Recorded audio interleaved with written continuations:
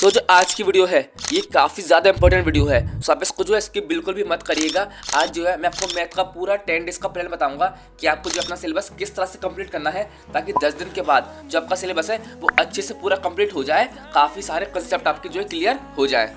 साथ में वीडियो के लास्ट में जो है मैं आपको ये भी बताऊंगा कि जो टॉपर होते हैं वो अपना मैथ का आंसर कैसे लिखते हैं। उनके जो है मैं आपको कुछ आंसर दिखाऊंगा और बताऊंगा कि आपको भी जो है अपना मैथ का आंसर किस तरीके से लिखना है।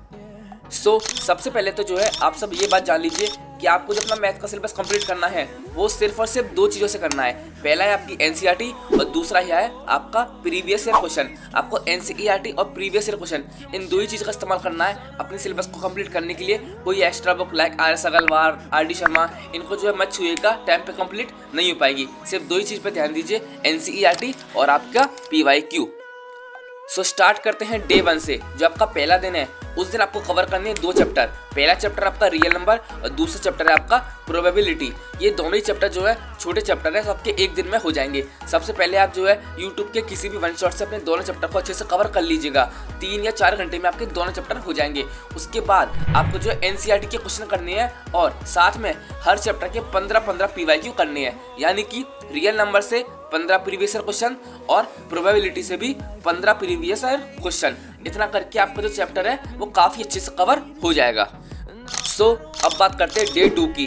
डे 2 में आपको करने हैं स्टैटिस्टिक्स और पॉलिनोमियल। सेम ये दोनों भी जो है छोटे चैप्टर हैं, सिंपल आपको वन शॉट से कवर करने हैं और आपको जो है इनके 10-10 PYQ करने हैं। 15 मत करिएगा, ये जो है चैप्टर थोड़े मतलब कम इंपॉर्टेंट है। सो आप अगर 10-10 PYQ करेंगे तो भी काम चल जाएगा। मैं आपको इसी हिसाब से बताऊंगा, जो इंपॉर्टेंट चैप्टर है उसमें आपको ज़्यादा PYQ करने हैं और जो कम इंपॉर्टेंट है उसमें आपको कम PYQ करने हैं, ताकि आपका जो बैलेंस है वो बना रहे।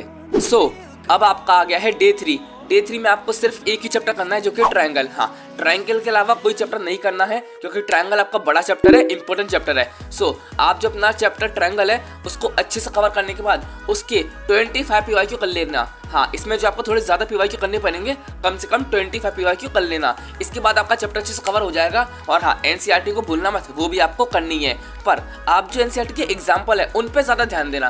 क्वेश्चन भी करनी है पर एग्जाम्पल पे थोड़ा ज़्यादा ध्यान देना, क्योंकि एनसीईआरटी से जो चीज़ आती है वो एग्जाम्पल है। क्वेश्चन आते हैं पर एग्जाम्पल के चांस ज़्यादा रहते हैं।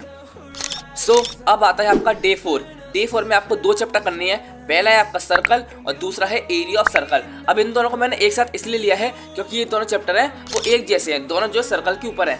आप जो है दोनों को कवर करने के बाद इन दोनों के जो है 15-15 PYQ और एनसीईआरटी के क्वेश्चन कर लेना।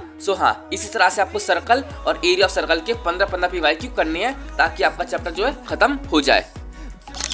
अब आता है आपका डे 5। डे 5 में करने आपको दो चैप्टर। पहला चैप्टर आपका लीनियर इक्वेशन इन 2 वेरिएबल्स और अगला चैप्टर है आपका कोऑर्डिनेट ज्योमेट्री। दोनों छोटे चैप्टर हैं, दोनों आपको एक साथ करने हैं। और हाँ, इनके भी आपको जो है 15-15 PYQ करने हैं एनसीईआरटी के साथ में। अब आता है आपका डे 6। डे 6 में आपको क्या करना है, आपको करना है सरफेस एरिया एंड वॉल्यूम। ये आपका बड़ा चैप्टर है, साथ में जो है इंपॉर्टेंट चैप्टर भी है। इसके आपको जो है कम से कम 20 PYQ तो करने हैं एनसीईआरटी के क्वेश्चन के साथ में। हाँ, डे 6 में आपको करना है surface area and volume with at least 20 PYQs। अब हम आते हैं डे 7 पर। डे 7 पर जो चैप्टर आपको करना है वो है आपका ट्रिग्नोमेट्री। ट्रिग्नोमेट्री जो है बड़ा चैप्टर है, तो आपको डे 7 में सिर्फ उसी को करना है और इसके जो है आपको एटलीस्ट 30 PYQ तो करनी ही है। काफ़ी मुश्किल चैप्टर है और काफ़ी जो है बड़ा चैप्टर है। हाँ, 30 PYQ तो कम से कम करनी ही है। फिर आता है आपका डे 8। डे 8 में करना है आपको AP भी आपका बड़ा चैप्टर है, इंपॉर्टेंट चैप्टर है।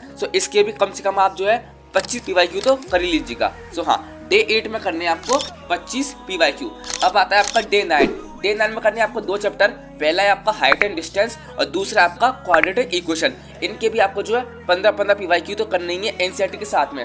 अब आप सब कहेंगे कि आपका जो सिलेबस है वो तो डे 9 में खत्म हो गया। हाँ, सिलेबस तो डे 9 में खत्म हो गया, पर डे 10 इंपॉर्टेंट है। क्यों? क्योंकि डे 10 में करने हैं आपको मैथ की 2 सैम्पल पेपर 3-3 घंटे के, यानी कि आपको जो टाइम लगने वाला है वो लगने वाला है 6 घंटे का। हाँ, इसी के साथ जो है आपका डे 10 तक सारा का सारा सिलेबस जो है खत्म हो जाएगा।